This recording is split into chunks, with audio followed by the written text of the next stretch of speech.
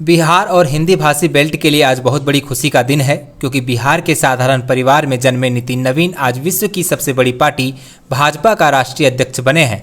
वैसे नितिन नवीन राजनीति का ककहरा अपने घर से ही सीखे थे। उनके पिता नवीन किशोर प्रसाद सिन्हा भी बिहार में भाजपा के कद्दावर नेता रहे हैं। इस कारण राजनीतिक परवरिश परिवार से ही हुई। नवीन का जन्म 23 मई 1980 को झारखंड की राजधानी रांची में हुआ था। यह अलग बात है कि उस समय रांची झारखंड की राजधानी नहीं थी, क्योंकि अलग झारखंड राज्य का निर्माण 15 नवंबर 2000 को हुआ। नितिन नवीन को कई चीजें उन्हें दूसरों से अलग भी करती है। लगभग 45 वर्ष की आयु में भाजपा का राष्ट्रीय अध्यक्ष बनने वाले ये पहले नेता हैं। हालांकि उन्होंने 45 वर्ष की आयु में ही राजनीति के गुर सीख चुके थे। इसी का परिणाम है कि नीतीश कुमार की इस बार जब सरकार बनी तो वह नगर विकास एवं पथ निर्माण मंत्री बनाए गए। इससे पूर्व की नीतीश सरकार में भी वे मंत्री रहे। नितिन नवीन का जन्म रांची में हुआ, लेकिन उनकी परवरिश पटना में हुई। उनका बचपन पटना के पीर मुहानी और लोहानीपुर जैसे इलाकों में बीता। ये वही इलाके थे जहां उनके पिता रहा करते थे और जहां राजनीति घर के बाहर नहीं बल्कि रोजमर्रा की जिंदगी का हिस्सा थी। बाद के वर्षों में विधायक आवास मिलने के बाद परिवार लंबे समय तक मिलर स्कूल के आसपास भी रहा। नितिन नवीन की शुरुआती शिक्षा पटना के प्रतिष्ठित संत माइकल हाई स्कूल से हुई। 1996 में उन्होंने यहीं से CBSE 10वीं परीक्षा पास की। इसके बाद वे 12वीं की पढ़ाई के लिए दिल्ली चले गए और CSKM पब्लिक स्कूल नई दिल्ली से 1998 में इंटरमीडिएट पूरा किया। 12वीं के बाद उन्होंने पारंपरिक स्नातक पाठ्यक्रम के बजाय प्रतियोगी परीक्षाओं की तैयारी का रास्ता चुना। उस समय तक राजनीति में सक्रिय भूमिका निभाने का कोई औपचारिक फैसला नहीं लिया गया था, लेकिन राजनीति माहौल से उनका जुड़ाव बना हुआ था। 2005 का साल नितिन नवीन के जीवन का सबसे बड़ा मोड़ साबित हुआ। उसी वर्ष उनके पिता नवीन किशोर सिन्हा का दिल्ली में निधन हो गया। वे उस समय बिहार में मुख्यमंत्री नीतीश कुमार के नेतृत्व वाली सरकार में मंत्री बनने की स्थिति में थे, लेकिन इससे पहले ही उनका निधन हो गया। पिता के निधन से नितिन की पढ़ाई और तैयारी वहीं ठहर गई। भाजपा के सामने यह सवाल था कि पटना पश्चिम विधानसभा सीट की राजनीतिक विरासत कैसे संभाली जाए। पार्टी चाहती थी कि नितिन नवीन आगे आए, लेकिन वे शुरुआत में इसके लिए तैयार नहीं थे।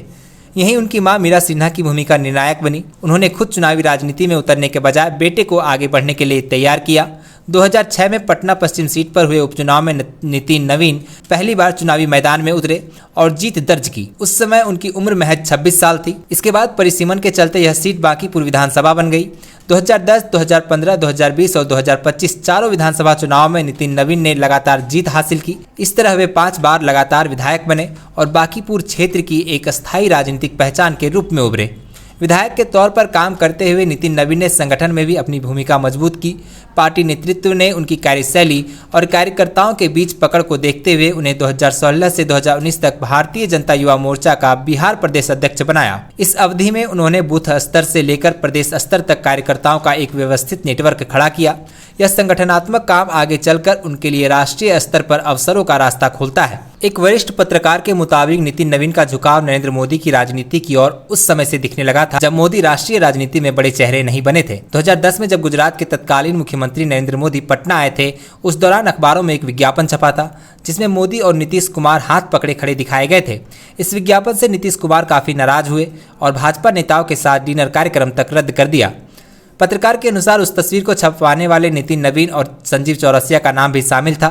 यह घटना उनके राजनीतिक रुझान का एक संकेत मानी जाती है। 2021 में नितिन नवीन को पहली बार नीतीश कुमार सरकार में मंत्री बनाया गया। इसके बाद उन्होंने सड़क निर्माण, शहरी विकास एवं आवास और कानून जैसे अहम विभागों की जिम्मेदारी संभाली।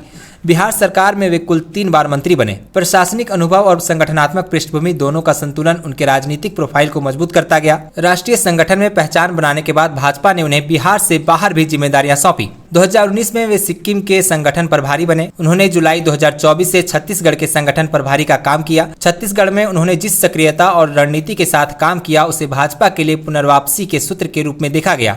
यह काम आज के बड़े फैसले की जमीन बना। 2025 विधानसभा चुनाव जीतने के बाद नितिन नवीन एक बार फिर मंत्री बने, लेकिन यह कार्यकाल लंबा नहीं रहा। पार्टी नेतृत्व ने उन्हें इससे बड़ी जिम्मेदारी सौंपने का फैसला किया। राष्ट्रीय कार्यकारी अध्यक्ष बनाए जाने के बाद उन्होंने बिहार सरकार के मंत्री पद से इस्तीफा दे दिया और अब 20 जनवरी को उन्हें औपचारिक रूप से भाजपा का राष्ट्रीय अध्यक्ष घोषित कर दिया गया। अब देखा जाए तो नितिन नवीन ऐसे समय में पार्टी की कमान संभाल रहे हैं जब भाजपा अपने इतिहास के सबसे मजबूत दौर में है। यह वही पार्टी है जिसने 1984 के लोकसभा चुनाव में महज 2 सीटों का सामना किया था, जिसे लेकर दिग्गज नेता अटल बिहारी वाजपेयी और लालकृष्ण आडवाणी भी एक समय संशय में थे कि क्या जनसंघ का जनता पार्टी में विलय गलत फैसला था। आज भाजपा उन सवालों से बहुत आगे निकल चुकी है। वर्तमान में 240 लोकसभा सीटों, राज्यसभा में 99 सांसदों और देश के 21 राज्यों में एनडीए की सरकार के साथ नवीन को एक ऐसा राजनीतिक साम्राज्य विरासत में मिला है जिसे बनाए रखना और बढ़ाना उनके लिए सबसे बड़ी चुनौती होगी। विशेष रूप से उनके गृह राज्य बिहार में भाजपा ने हाल ही में 2025 के विधानसभा चुनाव में ऐतिहासिक प्रदर्शन किया है। भाजपा 89 सीटें जीतकर राज्य की सबसे बड़ी पार्टी बनकर उभरी और नीतीश कुमार के नेतृत्व वाली एनडीए सरकार में बड़े भाई की भूमिका में है।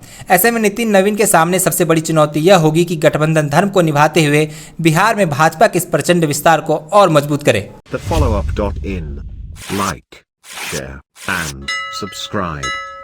www.thefollowup.in